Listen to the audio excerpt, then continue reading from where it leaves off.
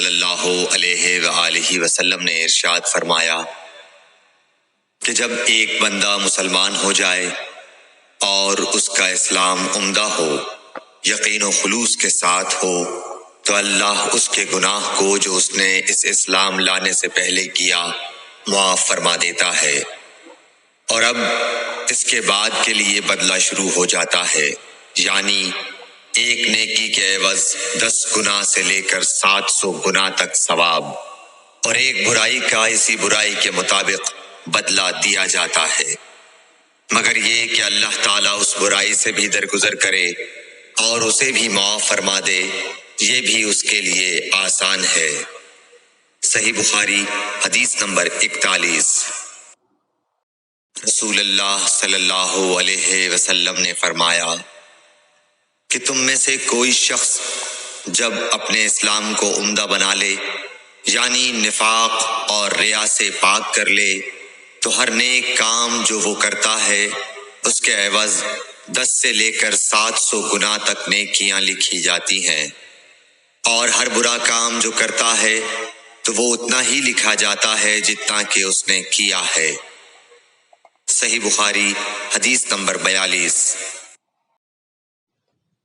رسول اللہ صلی اللہ علیہ وسلم ایک دن حضرت عائشہ رضی اللہ تعالی عنہا کے پاس آئے۔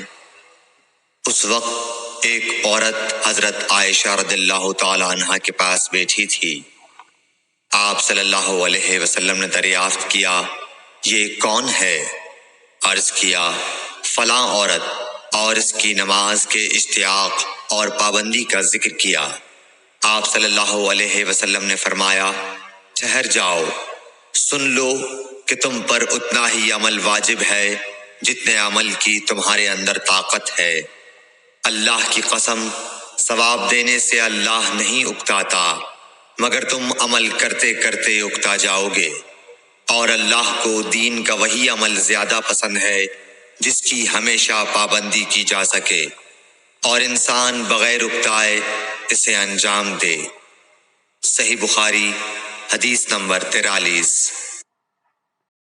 رسول اللہ صلی اللہ علیہ وسلم نے فرمایا، جس شخص نے لا الہ الا اللہ کہہ لیا اور اس کے دل میں جو برابر بھی ایمان ہے، تو وہ ایک نہ ایک دن دوزخ سے ضرور نکلے گا، اور دوزخ سے وہ شخص بھی ضرور نکلے گا جس نے کلمہ پڑھا اور اس کے دل میں گیہوں کے دانے برابر خیر ہے، اور دوزخ سے وہ بھی نکلے گا جس نے کلمہ پڑھا اور اس کے دل میں ایک ذرہ برابر بھی خیر ہے۔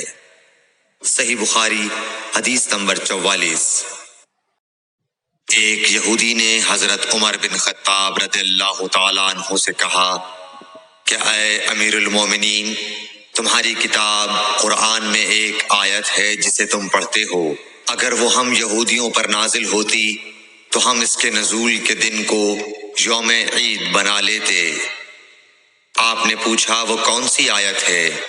اس نے جواب دیا، سورہ مائدہ کی یہ آیت کہ آج میں نے تمہارے دین کو مکمل کر دیا اور اپنی نعمت تم پر تمام کر دی اور تمہارے لیے دین اسلام پسند کیا۔ حضرت عمر رضی اللہ تعالی عنہ نے فرمایا کہ ہم اس دن اور اس مقام کو خوب جانتے ہیں۔ جب یہ آیت رسول اللہ صلی اللہ علیہ وسلم پر نازل ہوئی، اس وقت آپ صلی اللہ علیہ وسلم عرفات میں جمعے کے دن کھڑے ہوئے تھے۔ صحیح بخاری حدیث نمبر 45۔ طلحہ بن عبید اللہ کہتے تھے کہ نجد والوں میں سے ایک شخص حضرت صلی اللہ علیہ وسلم کے پاس آیا، سر پریشان یعنی بال بکھرے ہوئے تھے۔ ہم اس کی آواز کی بنبناہٹ سنتے تھے اور ہم سمجھ نہیں پا رہے تھے کہ وہ کیا کہہ رہا ہے، یہاں تک کہ وہ نزدیک آن پہنچا جب معلوم ہوا کہ وہ اسلام کے بارے میں پوچھ رہا ہے۔ حضرت صلی اللہ علیہ وسلم نے فرمایا کہ اسلام دن رات میں 5 نمازیں پڑھنا ہے۔ اس نے کہا، بس اس کے سوا تو اور کوئی نماز مجھ پر نہیں۔ آپ نے فرمایا، نہیں، مگر تو نفل پڑھے تو اور بات ہے۔ حضرت صلی اللہ علیہ وسلم نے فرمایا، اور رمضان کے روزے رکھنا۔ اس نے کہا، اور تو کوئی روزہ مجھ پر نہیں ہے۔ آپ نے فرمایا نہیں، مگر تو نفل روزے رکھے تو اور بات ہے۔ طلحہ نے کہا اور حضرت صلی اللہ علیہ وسلم نے اس زکوٰۃ کا بیان کیا۔ وہ کہنے لگا کہ بس اور کوئی صدقہ مجھ پر نہیں ہے؟ آپ نے فرمایا نہیں، مگر یہ کہ تو نفل صدقہ دے تو اور بات ہے۔ پھر وہ شخص پیٹھ موڑ کر چلا گیا، یوں کہتا جاتا تھا، قسم خدا کی میں نہ اس سے بڑھاؤں گا نہ گھٹاؤں گا۔ حضرت صلی اللہ علیہ وسلم نے فرمایا اگر یہ سچا ہے تو اپنی مراد کو پہنچ گیا۔ صحیح بخاری حدیث نمبر 46۔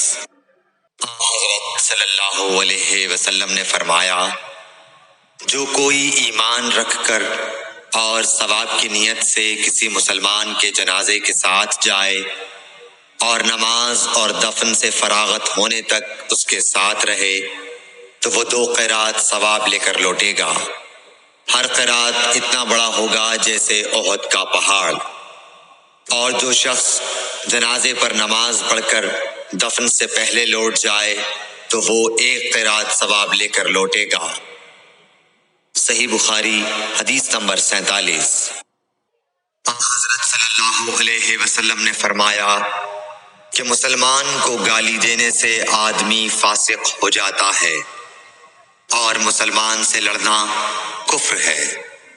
صحیح بخاری حدیث نمبر 48۔ حضرت صلی اللہ علیہ وسلم اپنے حجرے سے نکلے، لوگوں کو شب قدر بتانا چاہتے تھے وہ کون سی رات ہے۔ اتنے میں 2 مسلمان آپس میں لڑ پڑے۔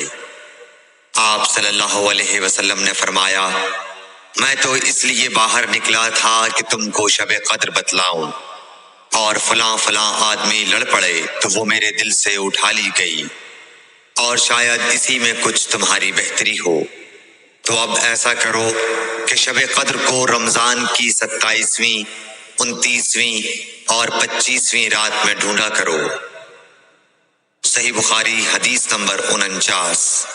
ایک دن حضرت صلی اللہ علیہ وسلم لوگوں میں تشریف فرما تھے کہ آپ کے پاس ایک شخص آیا اور پوچھنے لگا کہ ایمان کسے کہتے ہیں؟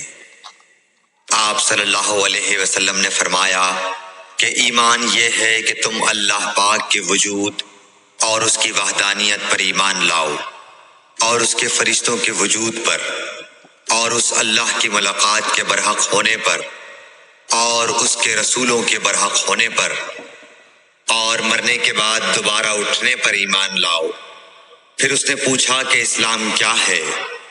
آپ صلی اللہ علیہ وسلم نے پھر جواب دیا کہ اسلام یہ ہے کہ تم خالص اللہ کی عبادت کرو اور اس کے ساتھ کسی کو شریک نہ بناؤ، اور نماز قائم کرو، اور زکوٰۃ فرض ادا کرو، اور رمضان کے روزے رکھو۔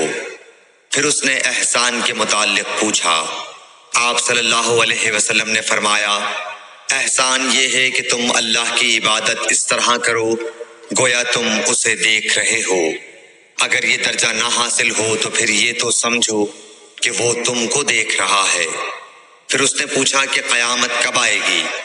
آپ صلی اللہ علیہ وسلم نے فرمایا کہ اس کے بارے میں جواب دینے والا پوچھنے والے سے کچھ زیادہ نہیں جانتا، البتہ میں تمہیں اس کی نشانیاں بتلا سکتا ہوں۔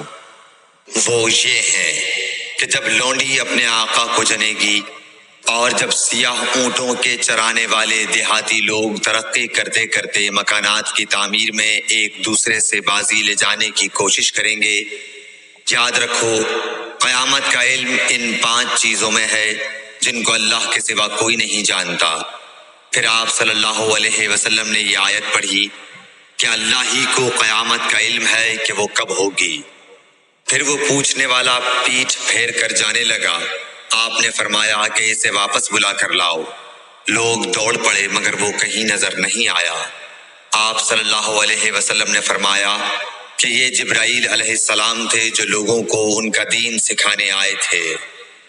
صحیح بخاری حدیث نمبر 50۔